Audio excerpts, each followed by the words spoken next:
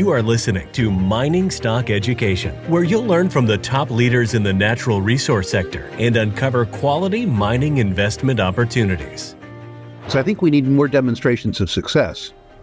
And I think that we need to see some of the demonstrations of success monetized, which is to say, after a project has been de-risked, after it's producing at nameplate capacity, I think what you're going to see with increasing frequency are larger companies with lower costs of capital, higher liquidity, coming in and taking these things over. I'm Bill Powers. It's Mining Stock Education. Thanks for tuning in. In today's show, we're speaking with Rick Rule, the resource investing living legend from Rule Investment Media, formerly from Sprott Global. Rick, welcome back onto the show. I've been told by many junior mining executives recently that this is the worst junior mining market that they've seen in their careers. Would you agree with that? Well, Bill, it depends on your perspective. I'm a check writer, not an issuer. What is worst for them is best for me. I would suggest that the market is morphing in a way that you and I described that it might morph beginning a year ago, which is to say differentiation qualitatively. The high-quality issuers are having no trouble raising money at all. They're having oversubscribed issues, and they're having oversubscribed issues at prices that are very, very, very consistent with market conditions.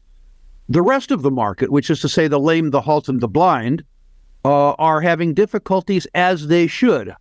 You will note that when the Lundins go to market, they get money. When the living legends that we have at the Boca Raton Investment Symposium go to raise money, they find money.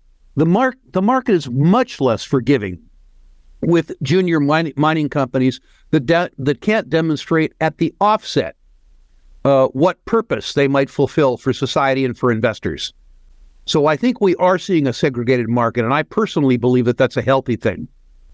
But you would agree that even the living legends like Ross Beatty, your friend, can struggle in a market like this, to where Equinox Gold, some people are frustrated with it, or even Lumina Gold. I remember listening to Ross in person at a conference years ago saying he hoped to sell it that year, and now it's like 3 years later.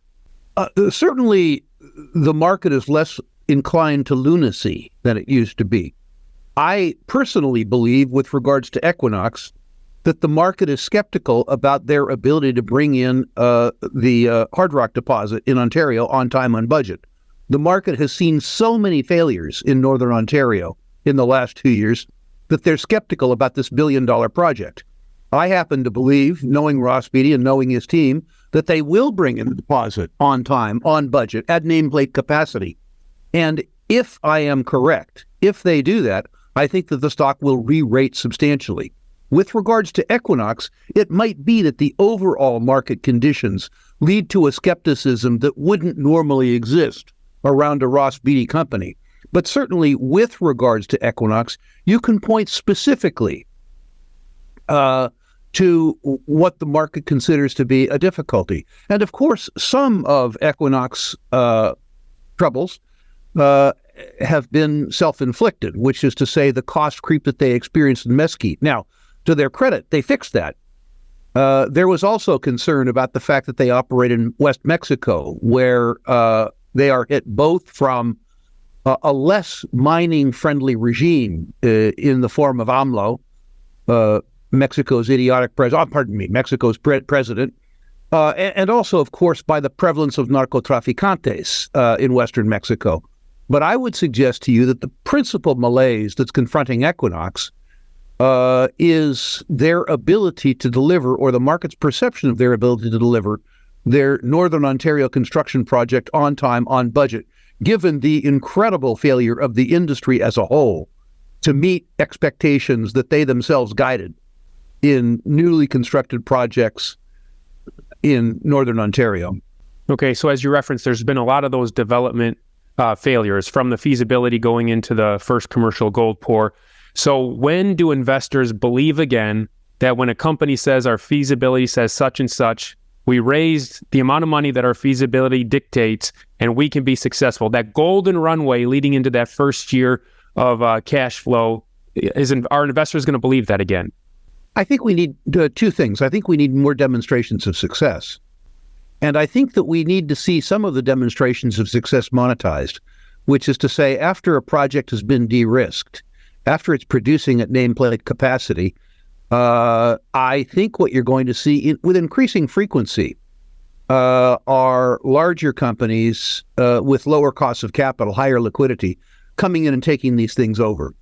The confidence that the industry will get both from successful completions, which have been frankly rare, and then monetizations, I think will give the developing community some of the cachet that they enjoyed in the latter half of the last decade.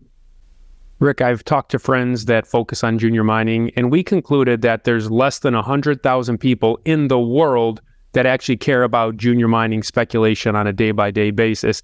Number one, would you agree with that? And number two, I heard someone say recently they believe that number is less than 20,000. Would you agree with that?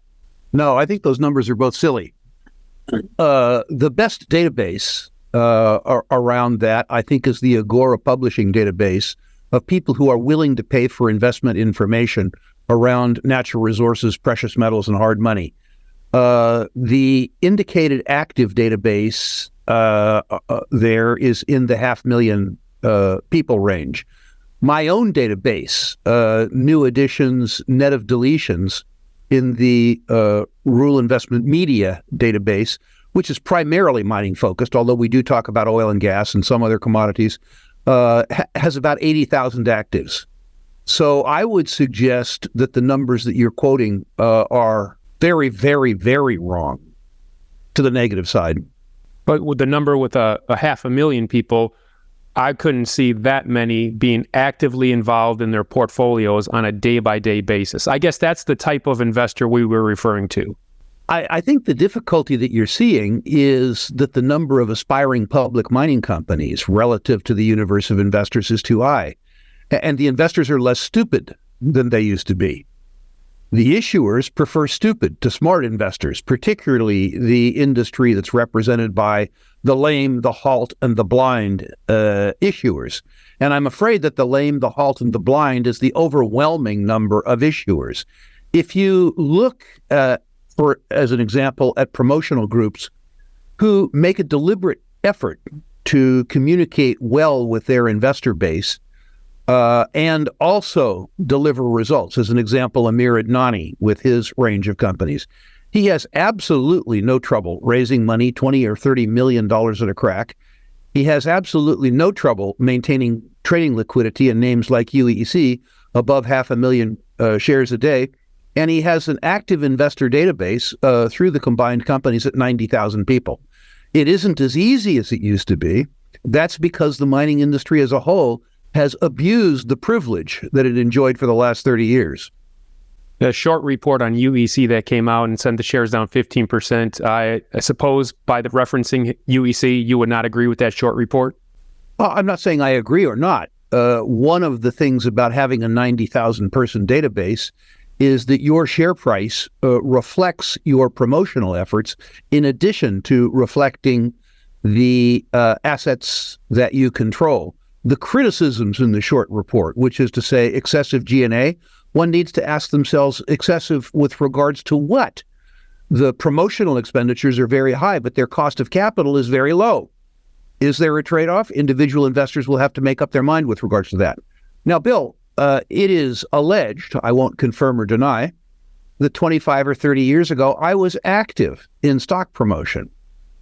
If it is true that I had been active in stock promotion 25 or 30 years ago, I would have welcomed a large short position. A large short position indicates stock that has already been sold and will have to be bought. In other words, a short ticket is a buy ticket. The question is, what price will it fill?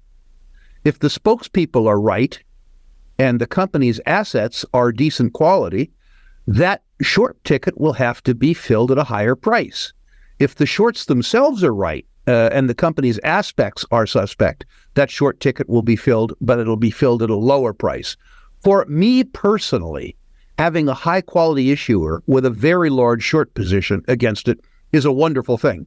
We battled the shorts in the formation of Bema Gold, and we murdered them. We battled the shorts in the early days of First Quantum, and we murdered them. We battled the shorts with Silver Standard and Pan American. We battled the shorts with Paladin. And in every case, we put the shorts in the dumpster, in the heap.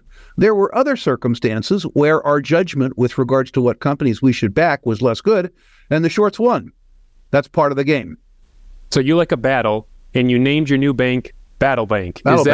Is that why, Rick? Well, that didn't have to do with battling for shorts. That just had to do with battling for better banking or battling for your business. Okay. We looked at the competitive landscape in banking. I looked myself, and I saw the value proposition offered up by my financial supermarket bank as being lousy. I don't believe for a minute, Bill, that I can defeat J.P. Morgan Chase or I can defeat Wells Fargo or Bank of America. But they can't defeat me either. There are certain things that we can do better than them, and we will do better than them, and we are doing better than them. And the consequence of that is that unlike our earlier bank, EverBank, where we started business with no customer backlog, no indication of interest, we're starting this bank with 7,200 people on the reserve list. That's the kind of battle I love to have. So battle is a synonym for competitive, we could say, as well. You know, I won't say which bank it is, but I walked into my financial supermarket not too long ago, walked into the branch. First of all, the branch manager, very, very nice, very warm lady, somebody who you'd like to have tea and cookies with. And I was asking about deposit products because I've had a couple of liquidity events recently. And she pointed me to a white service phone, I guess connecting me to India. Suffice it to say, she didn't understand her deposit products.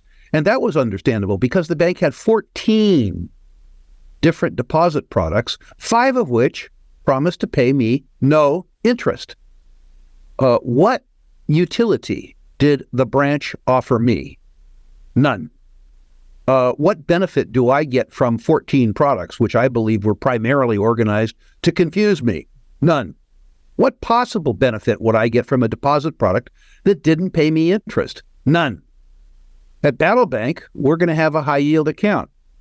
It's going to pay in the top quartile of deposit interest rate payers nationwide. If you want to use it as a savings account, that's great. If you want to use checks against it, that's great too. It's up to you. It's your money. We're renting it, and we're going to pay you for it. That's what battling is about. Yeah, as a U.S. investor in Canadian private placements for junior mining, my greatest frustration with my U.S. banks is the percentage fee that they charge me to convert from U.S. dollars to the exact amount of Canadian dollars received by the issuer. Is Battle Bank going to fight for my business in that regard?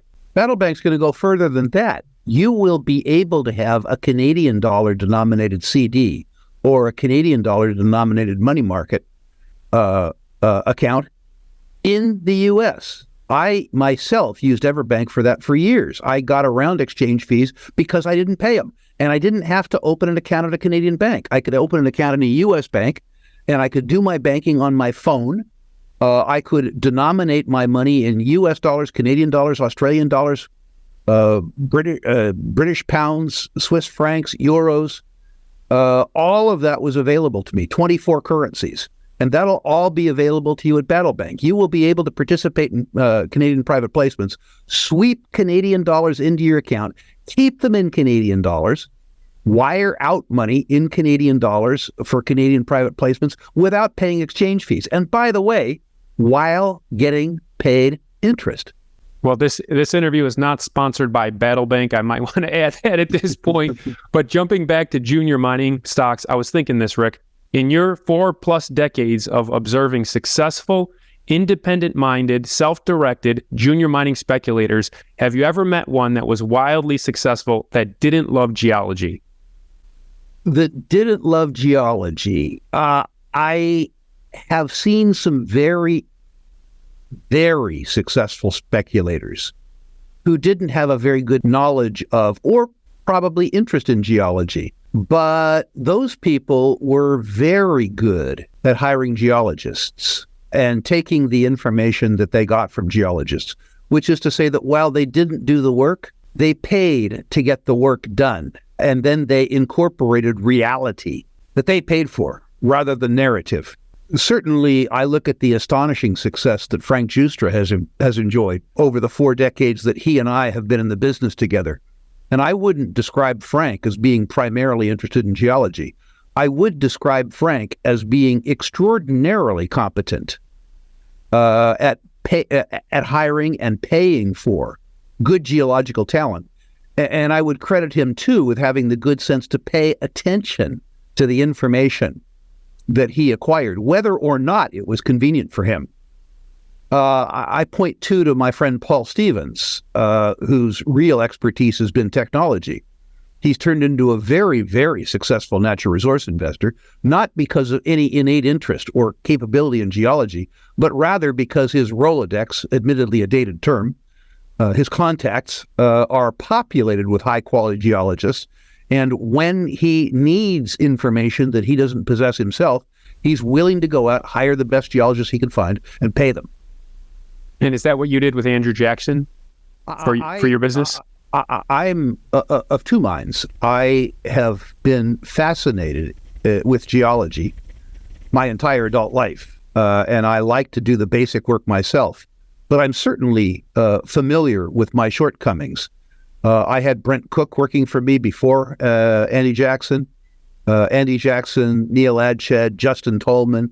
I would say that of all the financial guys who invest in the junior mining space, this is going to sound very arrogant, I am the single best at hiring geologists. I have the ability when I hire a geologist to understand fairly well that geologist's bias, their background, what particular subset of geology I can use them for particularly well.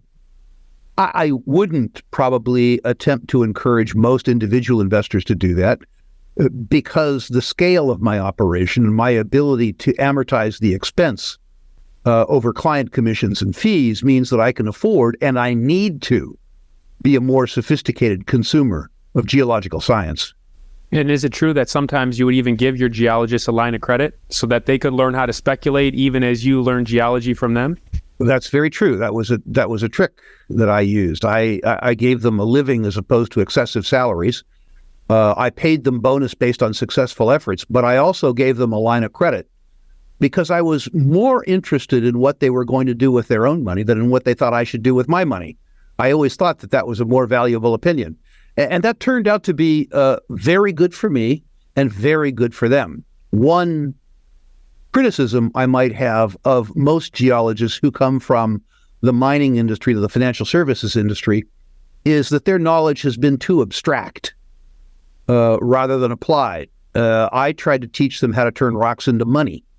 And the best way to teach somebody how to turn rocks into money is not by merely doing geology, but rather by understanding how the geology will increase the value of the company and as a consequence, hopefully, its share price.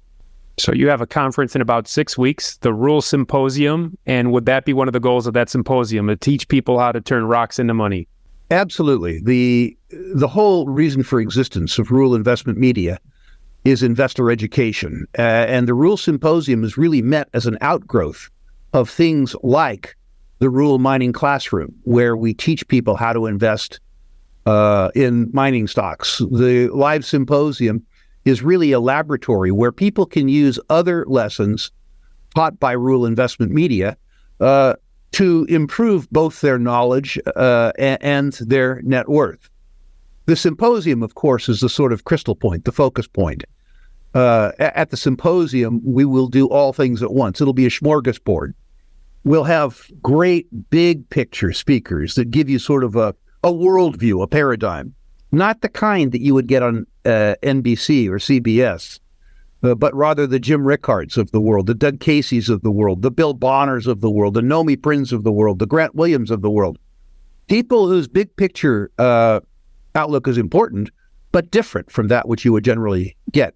If you are in league with that big picture, we will also have analysts and portfolio managers who have been in the space for 30 and 40 years.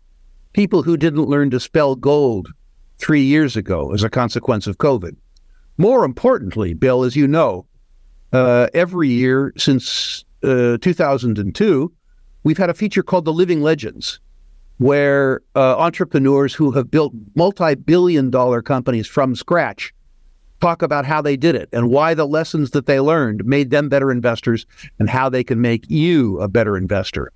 Importantly, too, the qualification for being a public company exhibitor at our conference is that the directors of the conference have to own your stock.